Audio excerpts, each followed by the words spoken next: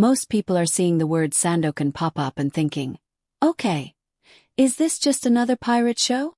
But if you treat Sandokan like a random pirate series, you're going to miss why this story keeps getting revived, and why it's being packaged for a global audience right now.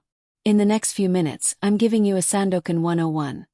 Who he is, what the series is really about, and why this isn't just swords and ships. And if you want more clean, no-drama breakdowns like this, hit subscribe because we're building a simple library that helps you watch the right way. Alright, let's do Sandokan 101. First, here's the fastest way to understand Sandokan. Sandokan is not a pirate who steals. Sandokan is an anti-empire hero. A man who lives outside the system because the system is built to control people like him. Yes, there are ships, there's action, there's a jungle vibe, and there's danger. But the core engine is bigger. Sandokan stories are about power. Who owns land, who controls people, and what it costs to resist. So if you're brand new, don't get stuck on the pirate label. In this world, pirate is often just the word the authorities use to describe someone they can't control. Now let's go step by step super clean. Part 1.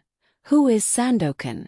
Sandokan is a legendary rebel figure, an outlaw with a cause. He's the kind of character who becomes dangerous to powerful people for one reason. He makes freedom look possible. He's not playing by the rules. He doesn't ask permission. And he doesn't accept the idea that some people are born to rule, and others are born to obey. That's why Sandokan isn't just a character. He's a symbol. And every time a new version of Sandokan gets made, the big question is always the same. Are we telling a simple adventure? Or are we telling a rebellion story? This new era clearly aims for the second. Part 2. What is the series really about? If I had to explain the core story in one sentence, I'd say this. Sandokan is about a man building power outside the empire, while the empire tries to erase him. That's the engine. Most scenes in a Sandokan story revolve around one of these pressures. Survival under a stronger system. Loyalty inside a group that can't afford betrayal. Sacrifice for a future you might not live to see. A personal bond that complicates war decisions. A public legend forming while the real person bleeds behind it. So instead of thinking pirate raids, think. This is a fight between a rebel network and a machine that has money, politics, and weapons. And that kind of story is globally clickable because it's universal. People everywhere understand what it feels like to be squeezed by something bigger than you. Part 3. What makes this new Sandokan different? Now here's where the modern reboot matters. Classic adventure stories were often lighter, simpler, sometimes even romanticized, like a myth you watch for fun. Modern streaming reboots are built differently. They want to feel more grounded. They want sharper characters. They want consequences. They want a story engine that pulls you into binge mode.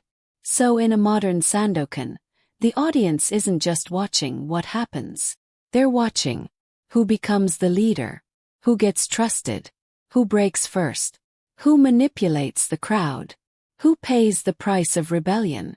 And that's why this role is a big deal for Jaan. Because he isn't being positioned as a cute romantic lead here. He's being positioned as an event hero, the kind of lead you build a global marketing campaign around. This type of character demands a different energy, more physical intensity, more authority, more edge, more moral conflict. And that's exactly the lane that travels internationally. Part 4. Why does Netflix matter?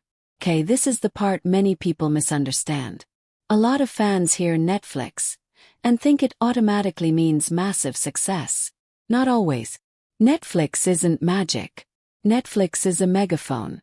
If they choose to amplify you, homepage placement, curated rows, international pushes, then yes, a series can explode fast. But if it lands quietly like a catalog title, it can still do fine without becoming a cultural moment. So why does Netflix still matter? Because it changes the size of the first audience. Instead of Sandokan being something you discover through niche posts, region locks, or fan circles, Netflix makes it available to people who have never heard the name Sandokan in their life. And that's what a 101 video is for. New viewers don't need a deep dive. They need a clean explanation that removes friction. They need to know, who is this? What kind of story is this? Why should I click? And once they click, the series has one job: keep them watching past the first episode. Part 5. What should you watch for in episode 1? No spoilers. If you want to know whether Sandokan is going to hit globally, don't overthink it. Watch for 3 simple things in episode 1. Signal 1. Does Sandokan feel like a leader or just a fighter? A global event hero needs more than action. He needs presence. Someone you'd follow even if the camera wasn't telling you to. Signal 2. Is the conflict bigger than good versus bad? Modern audiences want layered pressure. Politics, betrayal, choices that hurt, and consequences that don't reset every episode.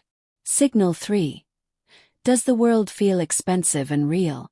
Streaming audiences are picky. If the world looks thin, they bounce. If it looks rich, they stay.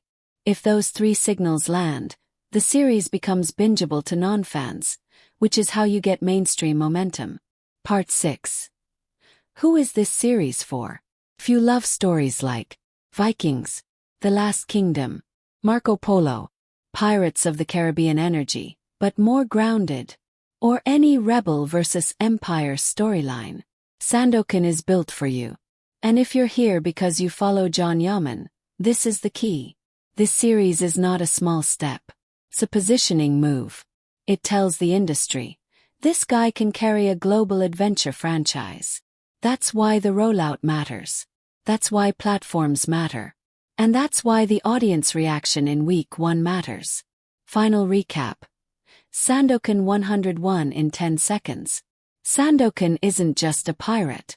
He's a rebel symbol. The story isn't just action. It's power versus control. And the Netflix era isn't automatic success. It's a bigger stage where the series has to prove it can hook non-fans. Now I want you to comment one thing for me. Are you watching Sandokan because you love the character concept? Or because you follow Jaan? Comment. Sandokan. Jaan. And tell me your country too, because I'm tracking where the interest is strongest. If you enjoyed this clean Sandokan 101, hit subscribe, because next we'll break down the week 1 signals after launch in a simple way, with no drama, no fake headlines, just real tracking. See you in the next one.